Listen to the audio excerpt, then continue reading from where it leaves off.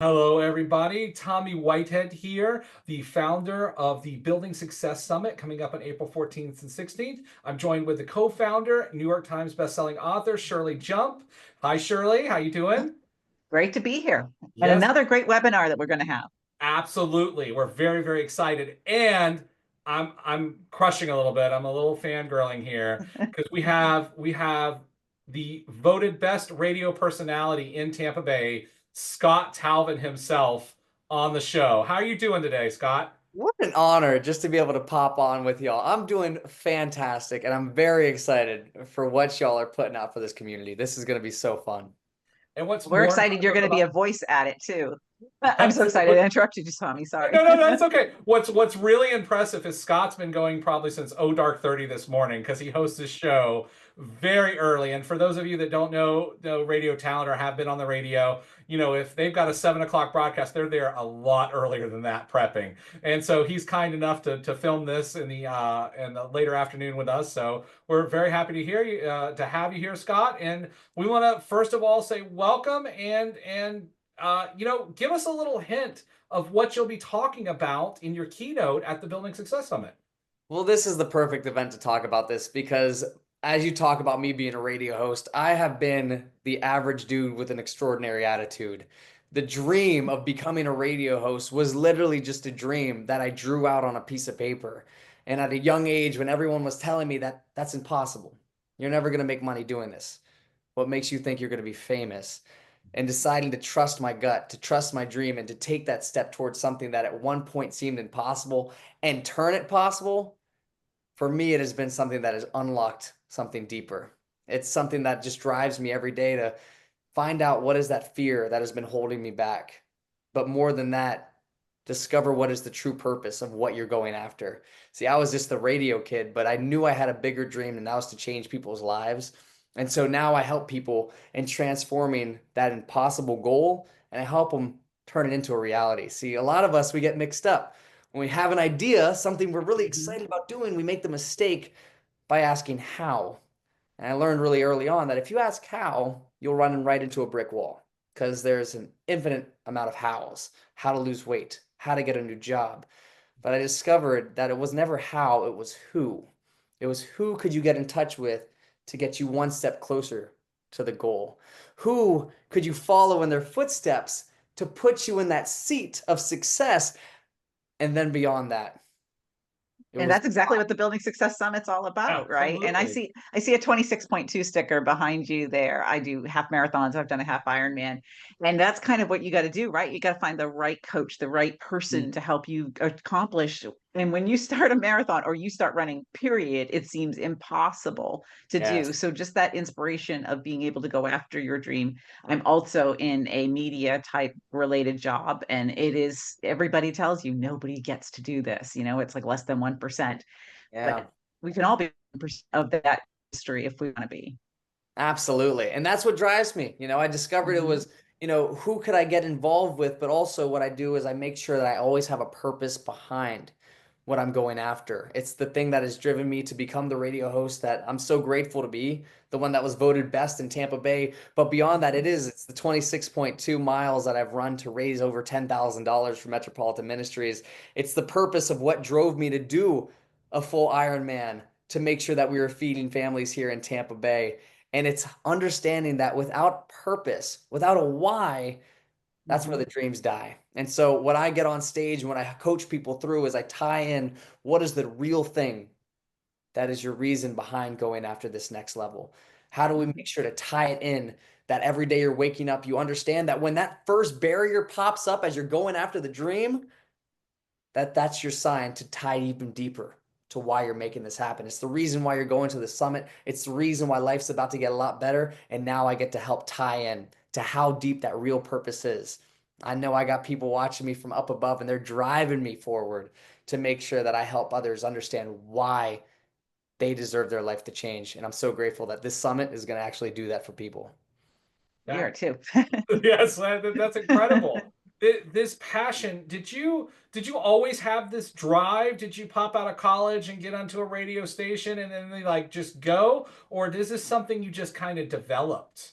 It has been something that has been brewing inside. When I was in college, I was somebody that was hitting every single wall that you possibly could have imagined. I was struggling in classes, I was struggling with purpose. I was even going through depressive episodes because I felt like I was worthless, like I didn't actually have a place here. And it wasn't until I actually aligned with what my true passion was, when I walked into a radio station for the first time, everything made sense. I saw the microphone and the speakers and the buttons, and all of a sudden I realized that that's the reason why every opportunity that I had before that didn't work out, those moments where I was down on myself, and I understood that those doors needed to be closed because this was the one I was meant to walk through. And so as soon as that happened, I understood that that was the passion that was waiting to come out. That was the energy that I needed to unleash, that helped me propel to make sure that I was giving it to other people, that I was serving my community at a level that I never even thought possible. It was once I aligned and understood and trusted who I truly was at the core. That's when all of it made sense. So I would say that it's always been in me, but I didn't know how to show it until I finally aligned with who I was supposed to be. That's awesome. I've gone through that with my career. I had 250 rejections before I sold my first book to a publisher. There was Mm, a lot of no's, and they're really heartbreaking. And when you can tap in deeper to your why, like you said, that's what keeps you going. I look back at that and think, why would I keep writing it? 250 people told me I sucked at it until I finally was successful at it. And it also empowers you to learn more, to be better at what you do, to strive harder and work harder, because you'll never get to that finish line if you don't do those things. mm. Absolutely. It's the one thing that you look back on as the evidence that Hmm. anything's possible. And I can't wait to share, how I almost died in training for the hardest event that I've ever gone through, which was the Ironman. And I Hmm. almost died right here in Tampa trying to train for it. I'll talk about Gosh. that. But mainly what I talk about is the journey that I've gone through when I lost Hmm. my mom, and how that was the moment that everything finally clicked of Hmm. why I'm here. And we'll dive more into that, to how that pushes me forward, and how I know all of us have that within us to go after that thing to make the impossible possible. So it's kind of stoic that you would mention your mother. I've recently gone through drastic transformation. Shirley is a good example of that. We've been friends before, and she's seen what we've done, building this conference, building a career, 12 times in a construction company, all in the last year and a half. But it really started when my mom passed away at a very early age. She just passed her early age. She was in her mid 50s. She just passed away a few years ago.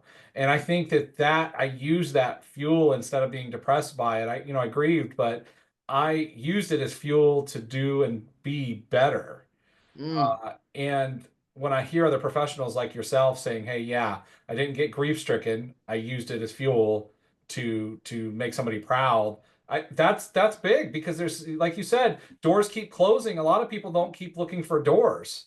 They don't. They're like, "Oh, I've tried three, are closed," and you're not like that. You're like, "Nope, let's just keep going. Number 72 is definitely going to be our door."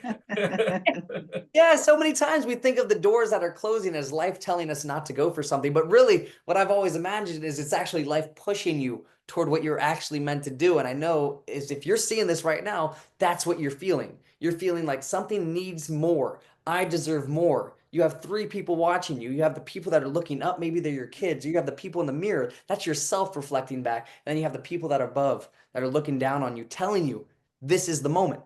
You have to trust in your gut, just like I had to trust the first day I walked into a radio station, even though I felt so dumb. I'll talk about that story, but I had to trust that that was my purpose. When I decided to go ahead and sign up for the Ironman, I had to trust that although everybody thinks this is ridiculous, I've never done a triathlon in my life, I'm going to go ahead and make the impossible possible. It's literally that. It's every single door that ever closed. It was life telling me, wait, wait, wait. I'm not telling you to turn back.